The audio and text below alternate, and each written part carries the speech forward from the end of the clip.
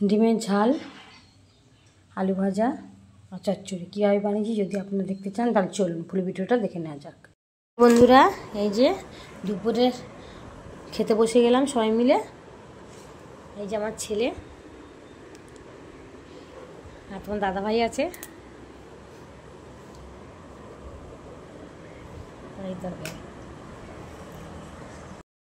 চচ্চড়ি হয়ে গেছে, ডিমগুলো ভেজে নিচ্ছি।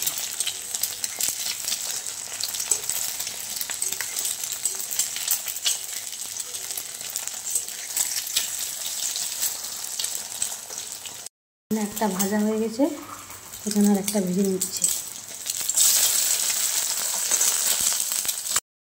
দুটো ভাজা হয়ে গেছে, এখানে আর একটা ভাজা করছে।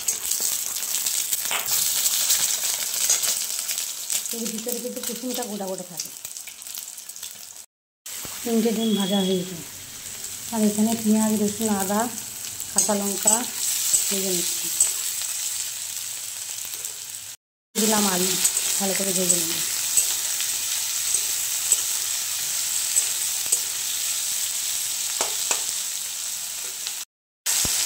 আলুটা ভালো করে আগে ভেজে নেব।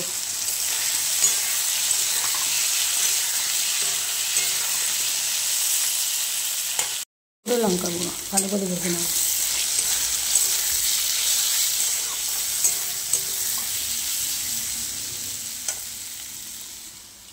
এখানে কেশরি মেথি আছে, একটু কেশরি মেথি এই তরকারির মধ্যে দিয়ে দেবো, দিয়ে ভালো করে একটু ভেজে নেব।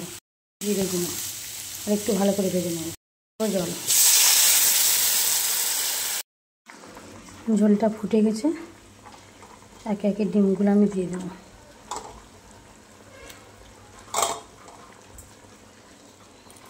দিয়ে ঢাকনা দিয়ে দেবো। এখানে ঝোলটা ফুটছে, নিয়ে আর এক ধারে একটা কড়াই আলু ভাজাটা বসিয়ে দিয়েছি।